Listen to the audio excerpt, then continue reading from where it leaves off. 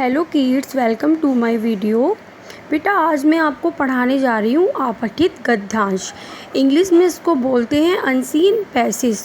आपठित का मतलब बिना पढ़ा हुआ, जो पहले नहीं पढ़ा गया हो उसे आपठित कहते हैं। आपठित किसे कहते हैं? जो पहले कभी नहीं पढ़ा गया हो। तो देखिए, आपठित गद्यांश के बारे में हम आपको बताएंगे। जो पहले नहीं पढ़ा गया है उसे आपठित कहते हैं। आपठित गद्यांश के अंतर्गत एक अनुच्छेद दिया जाता है, यानी कि एक आपको पैराग्राफ दिया जाता है जिसे पढ़कर उसके अर्थ को समझना होता है। बेटा उस पैराग्राफ को पढ़कर आपको उसके अर्थ को समझना होता है। उसके नीचे इससे संबंधित फिर प्रश्न दिए होते हैं। एक पैराग्राफ आपको मिलेगा, उसको आप पढ़ेंगे, समझेंगे, फिर उस पैराग्राफ के नीचे आपको क्वेश्चन आंसर मिलेंगे जिनके उत्तर लिखने होते हैं। जिनके उत्तर, जैसे आपको जो क्वेश्चंस मिले हैं ना बेटा, उन क्वेश्चंस के उत्तर आपको उस पैराग्राफ में से ढूंढकर लिखने होते हैं जो आपठित गद्यांश आपको दिया होता है। आपठित गद्यांश के लिए दिया गया अनुच्छेद पाठ्यपुस्तक से ही नहीं लिया जा सकता। देखो बेटा, जो अनसीन पैसेज होती है उसका मतलब होता है आपठित, यानी कि आपको कोई भी पैसेज मिल सकता है बिना पढ़ा लिखा होके। उस पैसेज को आपको पढ़ना है और समझना है। ज़रूरी नहीं है कि वो पैसेज आपके चैप्टर से रिलेटेड हो सकता है कि महाभारत के ऊपर हो सकता है कि राष्ट्र के ऊपर हो सकता है विद्यालय के ऊपर हो। आपको कोई भी अनगिनत किसी भी में से कोई भी पैसेज मिल सकता है, उसको पढ़ के आपको समझना है और फिर उसके क्वेश्चन आंसर फाइंड आउट करनी है। देखिए बेटा, आपठित गद्यांश के प्रश्नों के उत्तर लिखने के लिए निम्नलिखित बातों को ध्यान में रखना चाहिए।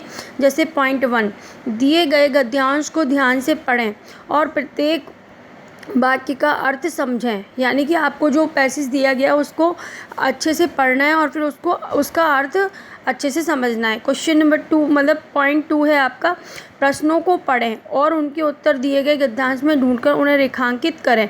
रेखांकित मतलब अगर आपने पैसेज पढ़ लिया है और नीचे कोई भी क्वेश्चन आंसर दिया गया है तो आप वहाँ पर रेखा खींच सकते हैं कि यहाँ से यहाँ तक इसका आंसर हो सकता है। पॉइंट 3, इन रेखांकित शब्दों के आधार पर अपना उत्तर तैयार करें या फिर आप अपना उत्तर लिखें। अब देखिए, नीचे एक पैसेज दे रखा है जो कि मैं पढ़ रही हूँ, आप उसको समझना। बहुत तेज़ वर्षा हो रही थी। अब आप समझिए कि बहुत तेज़ क्या हो रही थी? वर्षा हो रही थी। प्रिया छाता नहीं लाई थी। विद्यालय की छुट्टी के पश्चात उसने कुछ देर प्रतीक्षा की। वर्षा कहाँ रुकने वाली थी? वह भीगती हुई घर की ओर चल दी। घर पहुँचते पहुँचते वह पूरी तरह भीग चुकी थी। उसकी माताजी ने आते ही उसके कपड़े बदलने के लिए कहा। प्रिया ने गीले कपड़े उतारकर सूखे कपड़े पहने। उसे ठंड लग रही थी। माताजी ने उसे चाय पिलाई। वह भोजन करके सो गई। शाम को उठी तो उसे बुखार था। माताजी उसके लिए डॉक्टर से दवा लाई। प्रिया ने दवा पी, उसका बुखार उतर गया। देखिए बेटा, यहाँ पर एक बच्ची के बारे में बात की जा रही है कि बहुत तेज़ बरसात हो रही थी और जो बच्ची थी वो छाता नहीं लिए हुई थी। वो विद्यालय से जब छुट्टी हुई उसके बाद वो घर पर आई तो भीगती हुई बरसात में ही आई। घर आते आते वह पूरी तरह भीग चुकी थी। उसकी माँ ने उसको फिर कपड़े दिए, फिर उसने जो कपड़े बदले, उसके बाद में उस बच्ची को ठंड लग गई, फिर ठंड से उसे बुखार आ गया। उसकी माता डॉक्टर से दवा भी लाई, उसने दवा पी और बुखार उतर गया। इस तरह से आपने वो पूरा पैसेज समझा। अब देखिए, नीचे कुछ क्वेश्चन दे रखे हैं। प्रिया ने किसकी प्रतीक्षा की? तो प्रिया ने वर्षा रुकने की प्रतीक्षा की, क्योंकि वो इंतज़ार कर रही थी।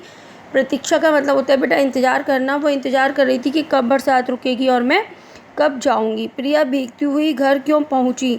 वर्षा हो रही थी इसलिए प्रिया वर्षा में भीगती हुई घर पहुंची, क्योंकि बेटा उसने काफ़ी देर प्रतीक्षा की। जब प्रतीक्षा करते करते उसे लगा कि अब वर्षा रुकेगी नहीं तो वो गीली होती हुई घर पर पहुंची। माताजी ने उससे क्या कहा? माताजी ने उससे गीले कपड़े बदलने के लिए कहा। माताजी डॉक्टर के पास क्यों गई? तो माताजी डॉक्टर के पास दवा लेने गई थी। माताजी उस डॉक्टर के पास क्यों गई थी? माताजी डॉक्टर के पास प्रिया के लिए दवा लेने गई थी, है ना। प्रिया को बुखार हो गया था, माताजी इसलिए डॉक्टर के पास दवा लेने गई थी, है ना। अब आपसे क्वेश्चन पूछा गया और नीचे प्रतीक्षा शब्द का अर्थ लिखिए। तो प्रतीक्षा शब्द का अर्थ होता है बेटा इंतज़ार। क्या होता है? इंतज़ार। इस तरह बच्चों आपने देखा कि हमने पैसेज पढ़ा और पैसेज को पढ़ के समझा और हमने क्वेश्चन आंसर फाइंड आउट किए।